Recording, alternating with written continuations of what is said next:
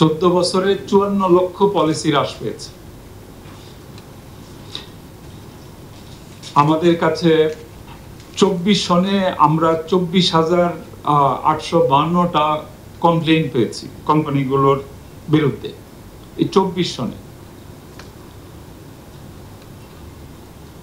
এই বিপুল সংখ্যক complain process করাটাও আমাদের জন্য একটা বিশাল বোঝা হয়ে যাচ্ছে। যেগুলো গ্রহণ করা, এগুলো কোম্পানিতে পাঠানো, এগুলো তদারকি করা, আমাদের জনবলের সংকট রয়েছে। আমরা যদি বীমা খাতের পেনিট্রেশন দেখি আমাদের জিডিপির আকার অনুসারে, এখানেই আমরা আমাদের আস্থার সংকটটা তীব্রভাবে ফুটে উঠছে। 2010 সনে যেখানে 0.94% ছিল, সেটা 23 সনে 0.41% পৌঁছে গেছে, অর্ধেকের বেশি কমে গেছে। পেনিট্রেশন হিসাব করা হয়েছে জিডিপির আকারের সাথে আমাদের টোটাল যে প্রিমিয়াম তার অনুপাত হিসাবে। 24 সনে এটা আরো কমেছে। তো এই যে কমে যাচ্ছে, আমাদের এই সময়ে আমাদের প্রতিষ্ঠানের সংখ্যা অনেক বেড়েছে, কিন্তু দেখা যাচ্ছে যে পেনিট্রেশন কমে যাচ্ছে, অর্ধেক হয়ে গেছে প্রায়। এবং এটা আস্থার সংকট এখানে প্রতিফলিত হচ্ছে।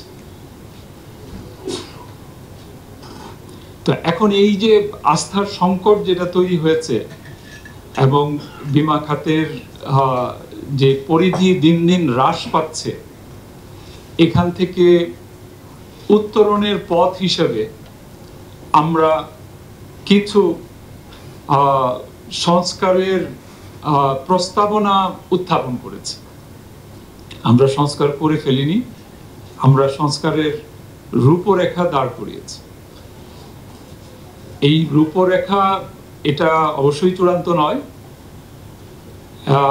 এটা আমাদের যারা অংশীজন যারা আছে তাদের সাথে আলাপ আলোচনা ক্রমে আমরা এগুলোকে ক্রমান্বয়ে চূড়ান্ত করব। এর মধ্যে বীমা আইন এবং রেজুলেশন আইন, দুটো আইন আমরা করার প্রস্তাব করেছি, একটা নতুন আরেকটা সংশোধন। এটা আস্তে ধীরেই করতে হবে, সবার সাথে আলাপ আলোচনা করে এটা করা হবে। তো আমাদের যে সংস্কারমূলক কাজ যেগুলো আমরা বর্তমানে চালিয়ে যাচ্ছি, তার মধ্যে আমরা 3 ভাগে ভাগ করেছি। একটা হলো প্রাতিষ্ঠানিক, একটা আইনগত, আর আরেকটা ডিজিটাল। এই 3 খাতে আমরা সংস্কার কর্মসূচি চালিয়ে যাচ্ছে। এখানে প্রাতিষ্ঠানিক অবস্থা, আমাদের বীমা উন্নয়ন নিয়ন্ত্রণ কর্তৃপক্ষের বর্তমান জনবল 160।